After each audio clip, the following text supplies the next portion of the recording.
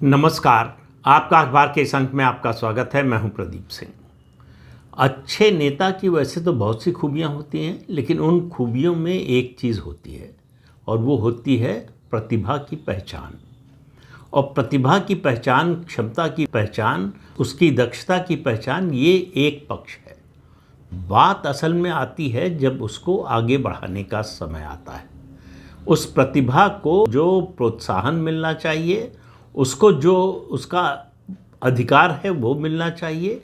कितने नेता ऐसे हैं जो प्रतिभा को पहचानने के बाद भी उसको आगे बढ़ाने की कोशिश करते हैं, उसको रिकॉग्नाइज करते हैं, उसको मान्यता देते हैं और स्वीकार करते हैं कि इस व्यक्ति में या इस नेता में प्रतिभा है, क्षमता है, और उसका पैमाना एक ही होता है। मेरी नज़र में वो दलगत हित नहीं होता कि ये हमारी पार्टी के लिए कितना उपयोगी है, ये देश के लिए कितना उपयोगी है। चाहे वो दूसरी पार्टी का सदस्य हो, चाहे अपनी ही पार्टी का सदस्य हो। और देश के लिए उपयोगी आप हैं ये कहने से नहीं काम चलता। आपको इस बात को साबित करना पड़ता है, प्रमाणित करना पड़ता है कि आप देश के लिए उपयोगी हैं।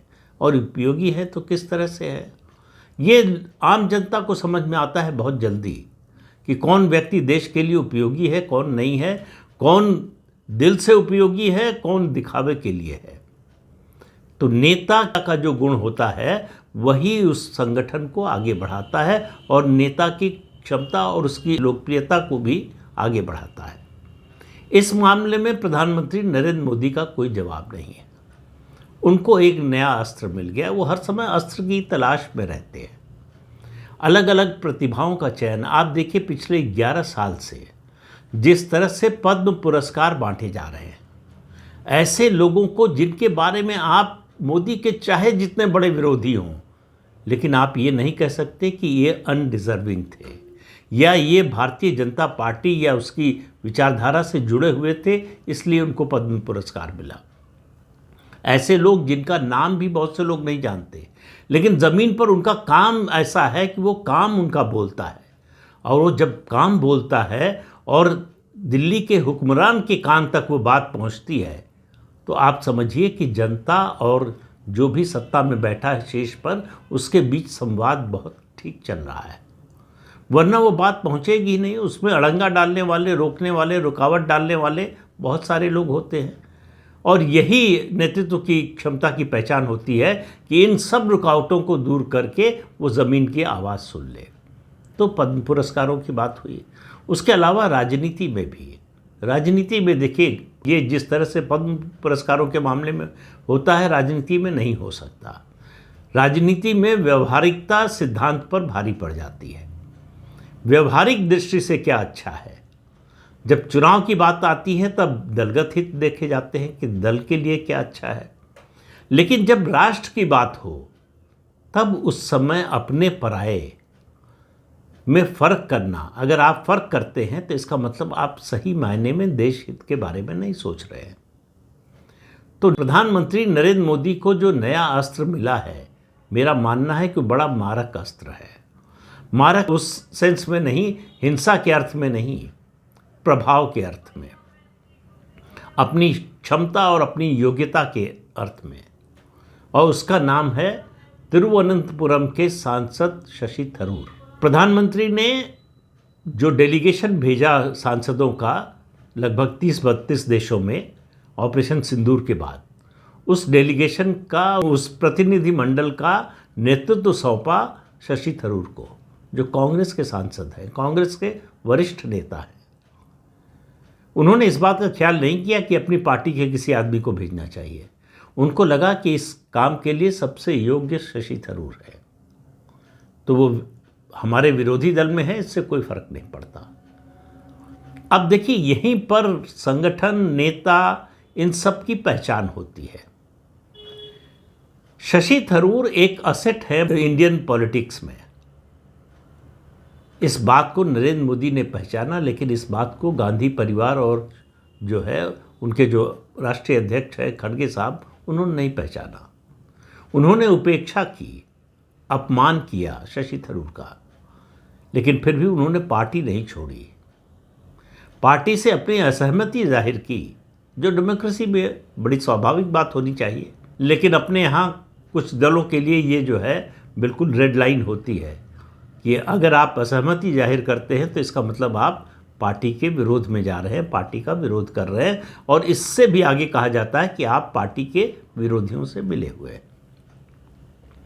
तो शशि थरूर का ये इस्तेमाल ऐसा नहीं है कि केवल एक बार कर लिया बात खत्म हो गई।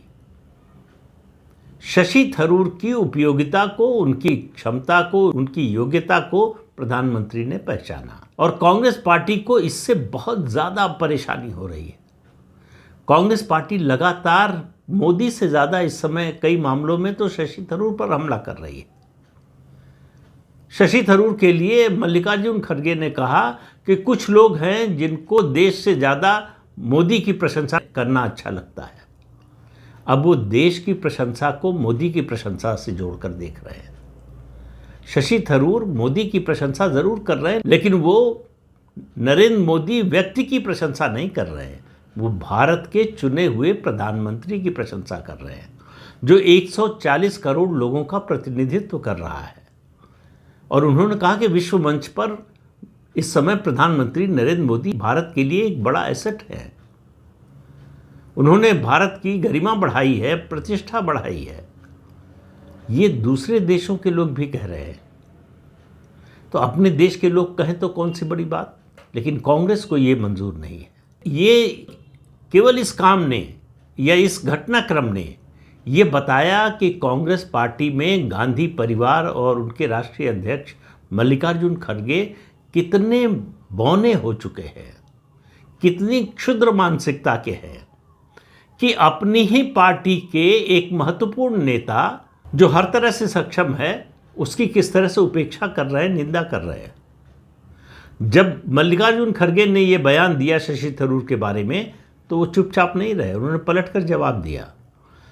अपने सोशल मीडिया हैंडल पर उन्होंने एक चिड़िया का चित्र लगाया और उस चिड़िया का चित्र लगाने के बाद कहा कि उड़ने के लिए किसी की परमिशन की, अनुमति की ज़रूरत नहीं है। जाहिर है उनका इशारा जो है कांग्रेस पार्टी के नेतृत्व की ओर था। कहा पंख अपने हैं और आसमान किसी का नहीं है। तो उन्होंने अपनी पार्टी को बताया कि उनको उड़ने के लिए यानी देश के हित में बोलने के लिए किसी की अनुमति की ज़रूरत नहीं है। अगर वो केरल की बजाय शायद उत्तर प्रदेश, बिहार के नेता होते तो ये नहीं लिखते कि जो है आसमान किसी का नहीं है, वो लिखते आसमान किसी के बाप का नहीं है। दरअसल उनके कहने का सामान्य भाषा में कहें तो मतलब यही था कि कांग्रेस पार्टी रोक नहीं सकती मुझे उड़ने से, मुझे अपने देश के हित में बोलने से। और इससे पहले स्पष्ट रूप से कह चुके हैं कि 100 बार मौका मिलेगा देश के हित में काम करने का तो 100 बार करूंगा। लेकिन कांग्रेस पार्टी को ये बात समझ में नहीं आती। वो मोदी विरोध में इतनी अंधी हो चुकी है कि उसके कारण वो देश के विरोध में भी जाने को तैयार है। ऑपरेशन सिंदूर की पूरी दुनिया में प्रशंसा हो रही है, भारत की शक्ति को पूरी दुनिया रिकॉग्नाइज कर रही है, लेकिन कांग्रेस पार्टी सवाल उठा रही है। कांग्रेस पार्टी वही भाषा बोल रही है जो पाकिस्तान बोल रहा है। पाकिस्तान मानता है कि उसने भारत को हरा दिया और कांग्रेस पार्टी सीधे सीधे तो ये नहीं कह रही है, लेकिन लगभग वही बात कह रही है कि प्रमाण दीजिए, बताइए कितने जेट गिरे। ये सब बातें पहले भी हो चुकी हैं, इसलिए इसको अभी छोड़ देते हैं। तो प्रधानमंत्री ने शशि थरूर की प्रतिभा को पहचान कर, राष्ट्र के लिए उनकी उपयोगिता को देखकर जो कदम उठाया है, बहुत बड़ा कदम उठाया है। मैं वो प्रतिनिधिमंडल का अध्यक्ष बनाने या उसका जो है नेता बनाने की बात नहीं कर रहा हूँ।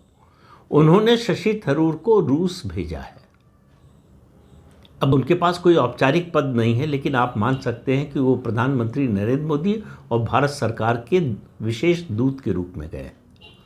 वहाँ वो रूस के जो राजदूत हैं यूनाइटेड नेशंस में, उनसे मिले और कहा जा रहा है कि वो रूस के विदेश मंत्री से भी मिले। हालांकि अभी इसकी पुष्टि की खबर नहीं आई है, लेकिन जाहिर है कि वो गए हैं तो वहाँ मिलेंगे ही। और ये हुआ है प्रधानमंत्री से शशि थरूर की अकेले में लंबी बातचीत के बाद। यानी भारत का क्या पक्ष है, और भारत और रूस की जो मैत्री है वो सबको पता है कितनी प्रगाढ़ है। उसको प्रधानमंत्री नरेंद्र मोदी एक नए आयाम पर ले जाना चाहते हैं। अमेरिका के विरोध के बावजूद हमने रूस से कच्चा तेल खरीदा, उसको रिफाइन किया, पूरे यूरोप को, दुनिया को बेचा। अमेरिका के विरोध के बावजूद हमने S-400 मिसाइल डिफेंस सिस्टम खरीदा। अमेरिका के विरोध के बावजूद हम रूस से हथियार खरीद रहे हैं और इस बात की संभावना बढ़ गई है कि हम Su-57 जो रूस का 5th जनरेशन फाइटर जेट है उसका भी सौदा करेंगे, क्योंकि रूस हमें टेक्नोलॉजी ट्रांसफ़र करने के लिए भी तैयार है और भारत में उसके निर्माण के लिए, मैन्युफैक्चरिंग के लिए भी तैयार है। और अभी जो दृश्य तिरुवनंतपुरम, इत्तेफाक से उसका संबंध भी तिरुवनंतपुरम से जुड़ गया है। ब्रिटिश नेवी का जो F-35B फाइटर जेट खड़ा है, पहले खबर आई थी कि शायद वो चला गया, मैंने भी कहा था कि चला गया, अभी गया नहीं है, अभी उसको ले जाने पर विचार हो रहा है।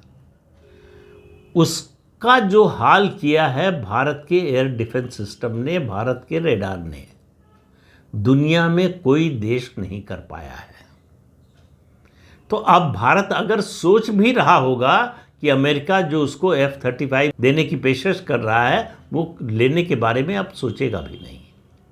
और इस बात की संभावना बढ़ गई है कि रूस से Su-57 का सौदा हो जाए, 5th जनरेशन फाइटर जेट का। लेकिन शशि थरूर का प्रधानमंत्री से इतनी लंबी अकेले में बातचीत होने के बाद वहाँ जाना, और वहाँ अब शशि थरूर के बारे में अगर आप जानते हैं तो आप जानते होंगे कि वो बहुत सी भाषाएं जानते हैं। वो रशियन भी जानते हैं और फ्रेंच भी जानते हैं, उसके अलावा कई भाषाएं जानते हैं। वहाँ वो फ्रेंच में बात कर रहे थे, तो इस बात का ध्यान रख रहे थे कि वहाँ जो बात बोल रहे हैं, जिससे बात कर रहे हैं, चूँकि वो भी फ्रेंच जानता था, कि किसी और के कान तक बात न पहुँचे। लेकिन केवल इतना ही महत्व नहीं है, सवाल यह है कि हमारे विदेश सचिव हैं, हमारे विदेश मंत्री हैं, इन सब के होने के बावजूद शशि थरूर को भेजना, एक तो अगर घरेलू राजनीति की दृष्टि से देखें तो ये कांग्रेस पार्टी पर मेरा मानना है कि पिछले 11 सालों का सबसे मारक प्रहार है प्रधानमंत्री नरेंद्र मोदी का। उन्हें शशि थरूर के रूप में जो अस्त्र मिला है वो इतना बहुआयामी है कि उसकी मार कई तरफ है। उसकी मार कांग्रेस की तरफ है, उसकी मार राहुल गांधी और गांधी परिवार की तरफ है कि देखो तुम प्रतिभा का क्या करते हो, प्रतिभा से कैसे भागते हो, तुम प्रतिभा को कैसे दबाने की कोशिश करते हो, प्रतिभा को कैसे अपमानित करने की कोशिश करते हो। क्यों? क्योंकि तुम्हारे अंदर प्रतिभा नहीं है। तुमको हमेशा तुम्हारे मन में एक इन्फीरियरिटी कॉम्प्लेक्स रहता है कि ज़्यादा प्रतिभावान व्यक्ति को अगर आगे बढ़ाया, उसको मौका दिया, तो एक दिन वो हमसे बड़ा हो जाएगा। शशि थरूर राहुल गांधी से बहुत बड़े हो चुके हैं। राहुल गांधी और पूरे गांधी परिवार और कांग्रेस पार्टी के न चाहने के बावजूद उनके उस कद में प्रधानमंत्री नरेंद्र मोदी 4 चांद लगा रहे हैं, राष्ट्रहित की जिम्मेदारी देकर, देश के हित में काम सौंपकर। और शशि थरूर खुशी खुशी बखूबी करने को तैयार है। उन्हें इस बात की कोई चिंता नहीं कि उनकी पार्टी की राय इस बारे में क्या है। उनकी चिंता सिर्फ एक ही है, उनका सरोकार सिर्फ एक ही बात से है कि मैं जो काम कर रहा हूँ, मुझे जो काम दिया जा रहा है, वो मेरे देश के हित में है या नहीं है। अगर देश के हित में है तो उनको बाकी किसी चीज़ की कोई परवाह नहीं। और प्रधानमंत्री नरेंद्र मोदी ने प्रतिभा को लाने के, मतलब सरकारी व्यवस्था में लाने के, प्रशासन में लाने के और भी बहुत से तरीके अपनाए, जिसमें से एक था लेटरल एंट्री, नौकरशाही में। कुछ समय तक तो ले आए, लेकिन फिर हल्ला मचाया गया, जाति के नाम पर मुद्दा खड़ा करके जो है उसको रोकने का काम किया गया और रुक गया। लेकिन प्रधानमंत्री का ये प्रयास लगातार इस दिशा में जारी है, अलग अलग क्षेत्रों के विशेषज्ञों को जोड़ने का काम। आरबीआई के गवर्नर शक्तिकांता दास रिटायर हुए, के बाद उन्होंने शक्तिकांता दास को प्रधानमंत्री इकोनॉमिक एडवाइजरी कमेटी से जोड़ लिया, आर्थिक सलाहकार के रूप में उनको, और पद दिया गया प्रधानमंत्री के प्रिंसिपल सेक्रेटरी का। तो शक्तिकांता दास ने 5 साल आरबीआई गवर्नर के रूप में जो अपनी आर्थिक समझ दिखाई और जो उन्होंने मॉनेटरी पॉलिसी और फिस्कल पॉलिसी में बैलेंस की जो क्षमता दिखाई, उसका प्रभाव था। वो कोई बीजेपी के सपोर्टर थे या बीजेपी से जुड़े थे या संघ परिवार से जुड़े थे इसलिए उनको ये पद नहीं मिल गया। उनको सिर्फ और सिर्फ उनकी योग्यता के कारण मिला है। और प्रधानमंत्री को समझ में आया कि इनकी योग्यता का उपयोग देश के लिए किया जा सकता है, अर्थव्यवस्था के लिए किया जा सकता है, और वो हो रहा है। ऐसे लोगों की संख्या कम है लेकिन बढ़ती जा रही है। तो शशि थरूर के जरिए अब एक जो है इसका आप दूसरा पक्ष भी रख सकते हैं कि शायद, हालांकि मैं इससे सहमत नहीं हूं, कि प्रधानमंत्री एक तरह से हमारे विदेश मंत्री एस जयशंकर का विकल्प भी तैयार कर रहे हैं। विकल्प तैयार कर रहे हैं इसका ये मतलब नहीं है कि एस जयशंकर को विदेश मंत्री के पद से हटाया जा रहा है या नया विदेश मंत्री आने वाला है। एस जयशंकर, शशि थरूर, ऐसे कई लोगों की ज़रूरत है भारत को। जिस तरह से इस समय विश्व व्यवस्था बदल रही है उसमें ऐसे लोग जितने ज़्यादा से ज़्यादा भारत सरकार के पास हों उतना ही ज़्यादा भारत के लिए अच्छा है। दुनिया भर में ऐसे लोग जब जाएंगे तो ये अपनी छाप छोड़ते हैं, ये भारत की छाप छोड़ते हैं, भारत का पक्ष बहुत मजबूती के साथ रखते हैं, क्योंकि इनको विषय की समझ है, विषय का ज्ञान है, और इनको मालूम है कि देश हित में कहाँ जाना। वो रेड लाइन जानते हैं, ये लाइन हमें क्रॉस नहीं करनी है।